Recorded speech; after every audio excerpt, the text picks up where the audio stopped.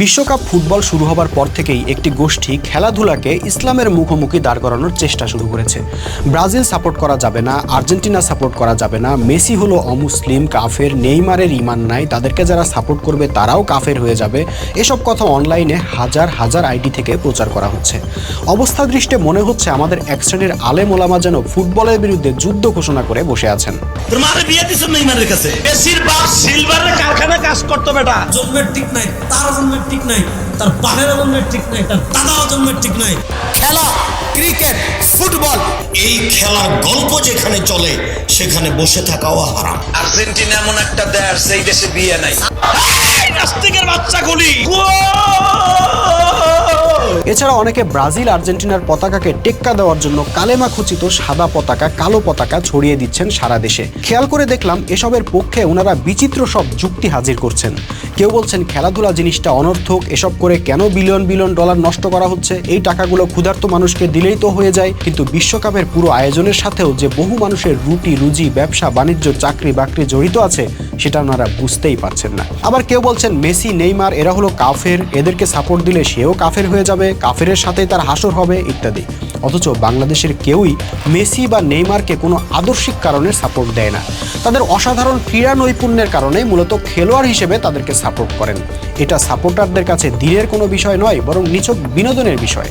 আমার মতো অনেকেই আছেন যারা বিশ্বকাপের এই সময়টুকু ছাড়া বছরের পর বছর ফুটবলের খবরও রাখেন না। মেসি বা নেইমার কোথায় আছে, কি করছে একবার মনেও পড়ে না। কাজে এই সাময়িক নির্মল বিনোদনের মধ্যে ইমান কুফরের তত্ত্ব ঢুকিয়ে ওনারা যে কি মজা পাচ্ছেন আল্লাহ জানেন। বলা বাহুল্য, এসব প্রচার প্রচারণার কারণে যুব সমাজ ইসলাম সম্পর্কেই বরং নেগেটিভ ধারণা পাচ্ছে। তারা মনে করছে ইসলাম মানেই একটা কাঠখোট্টা ধর্ম, যেখানে কোনো আনন্দ বিনোদনের জিনিস দেখলেই হারাম ফতোয়া নিয়ে তেড়ে আসা হয়। অথচ সেই যুব সমাজের একাংশ মাদক, জুয়া, অশ্লীলতা, চুরি, ছিনতাইয়ে ডুবে আছে বছরের পর বছর। সেটা নিয়ে দেশি হুজুরদের বিন্দু মাত্র মাথা ব্যথা দেখা যায়নি। তবে হ্যাঁ, একটা যুক্তি ওনারা দিয়েছেন যেটা মোটামুটি শক্তিশালী এবং এটা নিয়ে আলোচনার দরকার আছে। সেটা হলো, ওনারা বলতে চাচ্ছেন এই যে মুসলমান যুবকরা বাড়ির ছাদে, গাছপালায়, রাস্তাঘাটে বিভিন্ন দেশের পতাকা উড়াচ্ছে, একটা দলকে সাপোর্ট করছে, আরেকটা দলের বিরোধিতা করছে, এগুলো ইসলামের দৃষ্টিতে আসাবিয়াত, যা স্পষ্ট হারাম। কিন্তু আসলেই কি তাই? আসলে তাদের এই যুক্তির মধ্যেও আছে শুভঙ্করের ফাঁকি, যা বোঝার জন্য প্রথমে জানা দরকার আসাবিয়াত আসলে কি। বন্ধুরা, আসাবিয়াত মানে হলো গোত্রপ্রীতি বা অন্ধভাবে গোত্রীয় আনুগত্য। যেমন ধরেন, আপনি একটা গোত্রের লোক, ওই গোত্রের অন্যায় দেখেও আপনি চুপ করে থাকলেন বা সমর্থন দিলেন, কারণ ওটা আপনার নিজের গোত্র।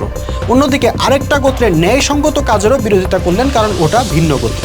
এটাই আসাবিয়াত। জাহিলি যুগের আরবরা ন্যায় অন্যায় বাস বিচার না করে নিজ নিজ গোত্রের অন্ধ আনুগত্য করত, গোত্রের জন্যই লড়াই করত, গোত্রের জন্যই জীবন দিত। কিন্তু ইসলাম এসে বলল না, এখন থেকে আর গোত্রপ্রীতি বা গোত্রীয় অন্ধ আনুগত্য চলবে না। এখন থেকে আনুগত্য হবে ন্যায় ও সত্যের। ন্যায় যদি নিজের গোত্রের বিরুদ্ধে যায় তাহলে নিজ গোত্রের বিরুদ্ধেও দাঁড়াতে হবে। কিন্তু তারপরও কিছু মানুষ ছিল যারা নিজেদের গোত্রের টান ছাড়তে পারত না। তারা ন্যায়ের জন্য নয়, বরং নিজের গোত্রের স্বার্থে যুদ্ধ করত। তাদের ব্যাপারে রাসূল সাল্লাল্লাহু আলাইহি ওয়াসাল্লাম বলেছিলেন, যে ব্যক্তি গোত্রের দিকে ডাকে, গোত্রের জন্য যুদ্ধ করে ও গোত্রের জন্য জীবন দেয়, সে আমাদের দলভুক্ত নয়। মজার বিষয় হলো, এই আসাবিয়াতের কথাই আমাদের এক শ্রেণীর আলেম স্মরণ করিয়ে দিচ্ছেন। তাদের মতে বাংলাদেশের মানুষ যেহেতু ব্রাজিল, আর্জেন্টিনা ইত্যাদি দল সাপোর্ট করছে এবং নিজের দলের পক্ষে কথা বলছে, বিপক্ষ দলের সমালোচনা করছে, কাজে এটাই রাসূল সাল্লাল্লাহু আলাইহি ওয়াসাল্লাম বর্ণিত আসাবিয়াত। ঠিক আছে, কিছু সময়ের জন্য না হয় মানলাম সেই কথা। তো ভাই, আপনারা কি শুধু এই ফুটবল বিশ্বকাপে দল সাপোর্ট করার মধ্যেই আসাবিয়াত দেখতে পেলেন? এর বাইরে পুরো বিশ্ব ব্যবস্থাটাই যে আসাবিয়াতের উপর দাঁড়িয়ে আছে, কই সেটা নিয়ে তো কখনোই কিছু বললেন না। এই যে পৃথিবীতে প্রায় 200টা জাতিরাষ্ট্র তৈরি হয়েছে, এক রাষ্ট্র আরেক রাষ্ট্রের বিরুদ্ধে শত্রুতা করছে, এটাই তো আসাবিয়াত। আমাদের মুসলমানরাও তো প্রায় 57টা দেশে ভাগ হয়ে যার যার দেশের জন্য লড়াই করছে, যার যার দেশের জন্য জীবন দিচ্ছে, যার যার দেশকে সেরা মনে করছে, এটাও তো আসাবিয়াত। শুধু ওই ব্রাজিল আর্জেন্টিনা দল সাপোর্ট করলে আসাবিয়াত হয়ে যায়? অথচ সবাই জানে ওটা নিছক নির্মল বিনোদনের বিষয়। ওখানে 22 জন খেলোয়াড় মাঠের মধ্যে ন্যায় অন্যায়ের কোনো যুদ্ধে নামেন না, তারা খেলার প্রতিযোগিতা করেন এবং যারা যোগ্যতা এগিয়ে থাকেন তারা বিজয়ী হন। এটার মধ্যে আপনারা কত আসাবিয়াত খুঁজে পাচ্ছেন?